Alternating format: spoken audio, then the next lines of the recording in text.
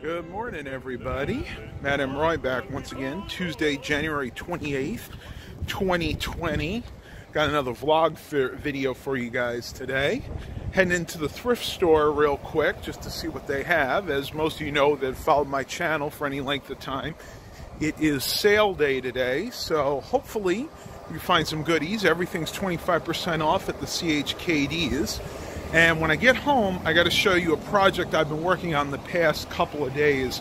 Something I'm very proud of, worked very, very hard for. And yeah, it's not going to be quite what you guys think, so stay tuned. Gonna head into the CHKD, see if there's any goodies. Talk to you guys a little bit later. Be prepared for a surprise. All right, so nothing at this particular CHKD. I'm not surprised because I was here last night and they had already stocked up the electronics section. But I'm going to be heading over at least to one more today. It's just going to depend on if we run out of time or not. I hope you guys are enjoying the vlog style videos, trying to shift it up a little bit. You know, I'm used to doing the live streams, and you guys seem to like those, but I get a lot of you saying, Matt, I miss the old vlog style videos. How can you stop doing those? Which I kind of explained in a couple of the live streams that I did. But mainly it's a time issue because it takes so much more time to edit up these videos with me working out of state, helping my dad recover from his rotator cuff surgery. It just has not been possible for me to spend the extra time to edit up and upload the vlog videos. It's just so much easier to go live. But I have some more time to myself. I'm trying to pace myself out a little bit before I have to go back upstate this spring. So you guys will be seeing a few more of these vlogs. Right now I am going to head back home, get some lunch because it's 11:45 and I've been on the move all morning and my stomach's empty right now. So I'll talk to you guys a little bit later. All right, everybody, back home. And guess what? This is the surprise. It is room tour time. I've changed up quite a few things in my room since we talked last, so I'm going to start over here. All of you guys that follow me on Instagram probably know that I set up the MCS JCPenney craptastic stereo component system here on my bureau. I absolutely love this thing. I use this at night to sleep. It has an amazingly strong FM AM tuner in here. Doesn't even need an antenna, and everything is working perfectly. Paired with those Iowa speakers, 4-channel stereo. The two bottom ones are on speaker A. Two little top tweeters are on speaker B. Sounds great. Got my Alvin and the Chipmunks shelves up here. Added a few things that I found in my closet. Oops, I guess I kind of just gave the surprise away here. But yeah, pretty much the same as it was before. I actually bought a couple more of those little figurines up there. This is all the same for the most part, though. I did switch out the Dell Optiplex, or I should say the Dell Inspiron 530 for this Optiplex 3020. This is one of the ones that I picked up on that last computer haul. You can see this is a i3 4160. It did have 4 gigs of RAM, now has 16 gigs of RAM. And I really like these accessory trays. That fits the hard drive, my external 1 terabyte Lossier hard drive, very, very nicely. The alcove is pretty much still the same. All my Alvin and the Chipmunk stuff is here. I took out the computer that I had there in favor of using my HP ProBook here. The, what is it, 40? I always forget this one, 4540S. This has got the 3rd gen i5 in it. Great laptop. Yeah, I know. Can we do it?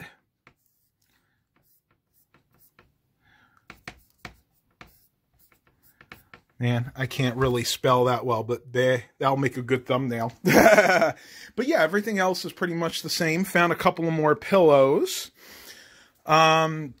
I'm actually in the middle of eating my lunch while I'm doing this. So let me go ahead and take a bite of my 15-bean soup. Absolutely delicious. Working on another one of these 3020s. These are actually really solid systems. From around 2014, some from 2015. These all have 4th gen i3s. which are technically dual core, but they're hyper threads, so Windows sees it as a quad core. So 2 physical cores, but 4 logical cores in Windows. These are actually really, really capable systems. Another thing I did, if you remember, this was all messy before. I totally cleaned this off. I got my NIV study Bible here. Just a few tools I'm using right now. My scale with Computer Genius right there. That's my postal scale for when I do actually ship things. And I messed that up before. That's the tray that holds my card stock for when I'm printing product keys and other things. So I'll fix that again. But, whoop, it's like Dad might be printing something. But this is the surprise that I wanted to show you guys. Let me open up my closet here, turn the light on. That's right. This thing has been totally cleaned out. I got to go ahead and get some stains off the carpet. I'll take care of that probably later on today. But what I did, I went ahead and removed the bottom shelf, which was collapsing anyway. It was old. You could see the brackets here were failing on here. But I went ahead and I put all the computers from that haul underneath the shelf here. I have some networking cables here. I have my box of computer mice. I still have that Arch mouse I haven't done anything with yet. And up here are all the tools that I use on a daily basis. So thermal paste. I have a little cutter tool here, utility tool. CMOS batteries, because I will be replacing the CMOS batteries in every one of these computers. And I will also be reapplying thermal paste to the CPU for most of them because they're getting to the point where it needs to be done. And this is just the Insignia brand stuff. Pretty much like Arctic Silver, works very, very good. Memory is up here. What I actually did is I pulled all of the memory sticks out of these computers and I stuck them in these 2 holders. That way I can divide it up the way I want, because most of these came with 4 gigs of RAM, but before I sell them, they're all going to have at least 8 gigs. Some I might boost up to 16 gigs. Haven't quite decided there yet. A little bin here with holding all my cables. And if you guys recognize it, I don't have the labels fell off, but believe it or not, this was from Circuit City years ago when they were going out of business. I bought a bunch of these little baskets, bins, whatever you call them. Really good for holding cables, cable ties. I got like SATA cables here, some random I/O shield in there. And then back here is the stuff that I don't use as frequently. So we got a milk carton of optical drives here. I have some CPU coolers in there, my kilowatt power tester right there, and then some old media back there. And then way back in the corner are the hard drive caddies for most of the larger Dell Optiplexes. Keyboards down there, random wires and things in there. But as you can see, it's all been cleaned out and it's all looking really good. Up until yesterday, these shelves were stacked to the ceiling with, to be honest, mostly garbage, things I was never going to use again. And I actually went ahead and saved this as my Commodore shelf, my Commodore 64 shelf, where I have my old Commodore magazines, the old floppy disks up there. I'd really like to get these down and make a video about them, but I still need to get a power supply that'll work. So I'm going to have to work on doing that. But in the future, definitely look to having some Commodore related videos coming out on my channel. And then I have one of these, another one of these Circuit City ones. And I don't know if this one actually says it anywhere either or not. Nope. But this is holding all my video game related stuff. Records down there and tripod. So this is what I have been very, very busy with the past few days. So actually, to be perfectly honest, it took me exactly a day to do this, but I had a day before where I was planning out everything, trying to figure out where I wanted everything to go, how I wanted it to fit. And honestly, I think it turned out really, really well. Okay, so quite a few of you have actually messaged me and sent actual messages. Some of you just did comments from the haul video saying, Matt, I think you overpaid for that lot of computers. And I was actually stunned because I thought I actually got a really, really good deal. Now, for those of you that didn't hear, all those computers, that was 40 towers, 40. I figured after all of my costs of picking it up, fuel and all the labor and everything, they cost me right about $1,600 for all of them. Now, you got to remember, yes, there are a lot of i3s, but one thing I neglected to tell you, once I actually got the computers home, there were about 5 or 6 more i5s than they actually told me. They originally told me there were only about 8 i5s out of that. Wound up being more like 15. And they're decent ones, too. They're 2nd and 3rd gen. So Sandy Bridge i5s and even some newer ones. So with that being said, we're going to go through a video here where I'm going to go ahead and refurbish them. That is going to be a promise. I will be doing a live computer rebuild, similar to what Carrie Holzman does, but it's going to be on one of these Dell Optiplexes. Right now, I'm just waiting on some SSD hard drives to come in.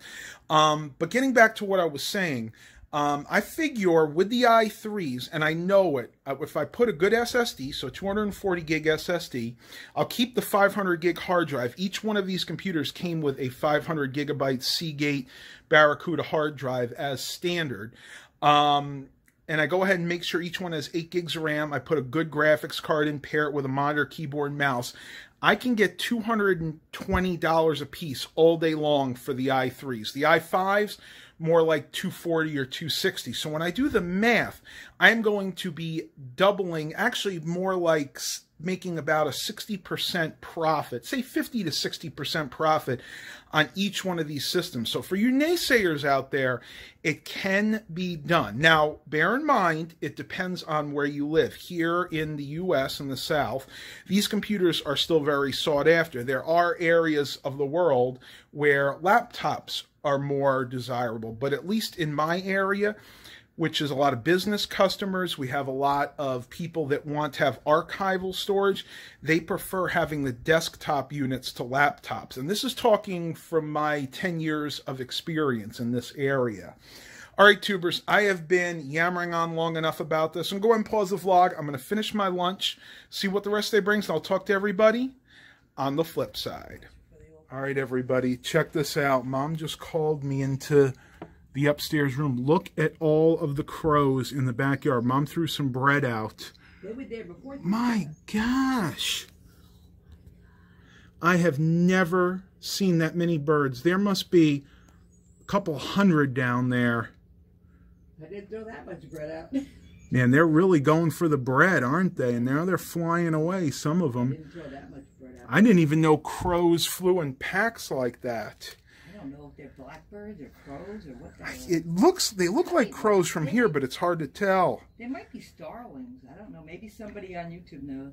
Yeah, let us know what they are. It's hard to tell from up here, but man, that is a ton of birds. All right, everybody, little cooking segment to this vlog. We're going to have raviolis tonight, so I'm going to cook up some of these IKEA Veggie Balls. They're Grønnskanbløer Veggie Balls. I probably butchered that. I should know it, though. I mean, I am Norwegian. But they've got a whole bunch of different vegetables in there. You see it says IKEA. They got peppers, corn, carrots, broccoli. I'm assuming that's supposed to be garlic cloves, but I'm going to show you what I'm going to do with these. I cook these up and I let them slow cook in the crock pot, and it is so good. I'm going to go ahead and pause it and get everything ready. All right, everybody, this is actually a really simple recipe. Well, I think it is. Got some tomato sauce. This is some of what Mom made, so this is her Italian gravy. This is really good. But it's not going to be enough, so I went to Food Line and I picked up just a jar of tomato sauce. Got the meatballs there. Got some ground pepper. Got a little celery seed. Got garlic powder here. Probably have to shake that up. And my secret ingredient to add a little sweetness, Pampa fruit spread grape. Now, it doesn't necessarily have to be grapefruit spread. It can be grape jam, jelly, whatever you have available. But basically what I'm going to do is I'm going to mix all of this in together. Now, I don't actually measure anything, so it's really just to taste. But to give you an idea, I probably put in a couple of tablespoons of garlic powder, about the same with pepper. You can use less if you want. Just a few shakes, probably a teaspoon of the celery seed. And for this amount of meatballs, it'll be about half of this thing of grape jelly. So I'm going to put it all together and show you what it looks like once it's together. All right, so all I've done so far, put in the 2 different tomato sauces. I'm going to go ahead and shake some pepper in there. And again, you can do this to taste. I like a lot of pepper, so I'm going to put in about a tablespoon or 2 of pepper. Probably going to add a little bit more later on, because you can always add, but you can't take away. Get in the celery seed, which actually makes it taste really good. About a teaspoon of that. And then we got the garlic powder. Ooh. This we're going to put in a bunch because I do like a lot of garlic, especially for an Italian dish. Now, I'm not going to put any Italian seasoning or anything like that in because that's already been put in mom sauce. So that is plenty, not to mention the fact that these are already seasoned as well.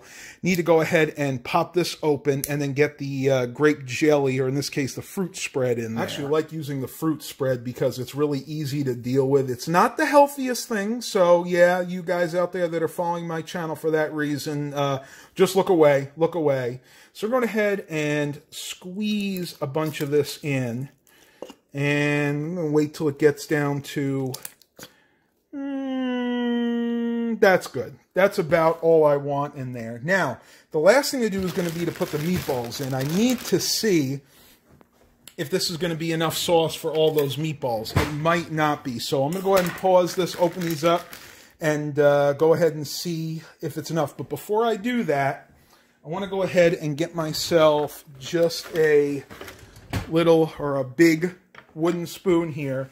And I want to go ahead and stir this all in as much as possible. Now, being this is fruit spread, this is not going to mix well until it heats up, but you kind of get the idea. You want it all to mix in. And the reason I put the jam in is just to give it a little bit of sweetness. We do like things kind of sweet in this house, so that's just the way we roll. But you could also do this if you wanted without the grape jelly, and it would still taste really, really good. And for those of you that have never seen IKEA meatballs, this is what they look like. I'm going to take one out and put it in my hand. You could definitely see the corn. I see the peppers in there. That might be a bit of broccoli right down there. But yeah, oh, actually, that's definitely a piece of broccoli there. So we'll go ahead and put these in, and we'll see if I can get them all in. I think I am going to be able to get them all in, especially with all the sauce I have in here. Well, what do you know, tubers? Empty bag, and it is full.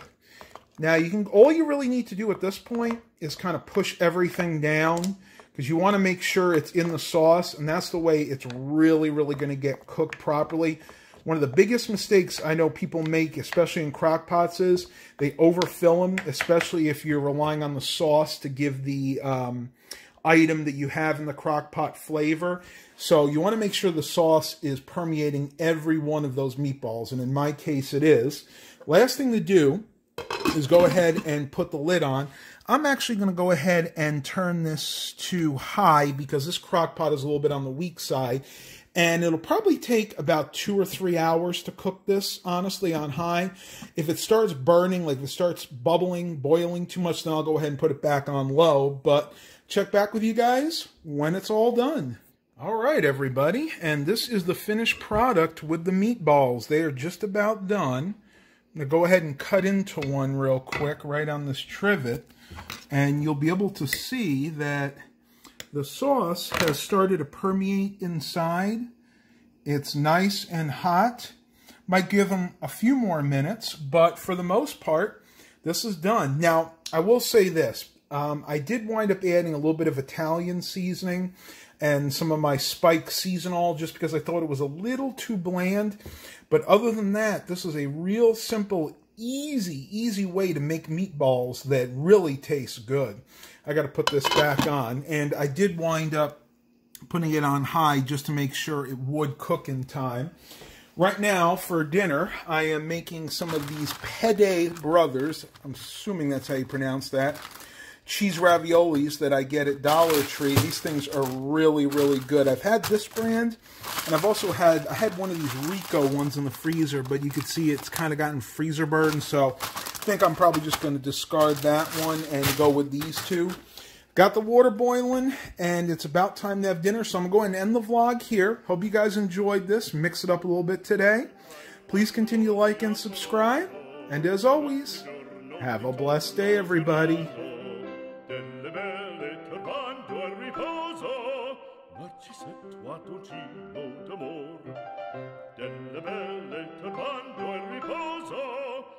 Ci set, ma dolcino d'amor.